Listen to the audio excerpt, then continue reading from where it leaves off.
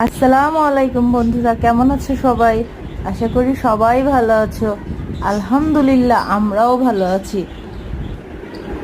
বন্ধুরা, আজকে নিয়ে আসলাম তোমাদের মাঝে একটা বিড়াল ছানার গল্প।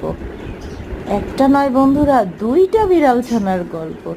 যাই হোক বন্ধুরা, একটা ছোট্ট মেয়ে একটা বিড়াল পালতো। সেই বিড়ালটির প্রায় 3 মাস পরে দুইটা বিড়াল ছানা হইল।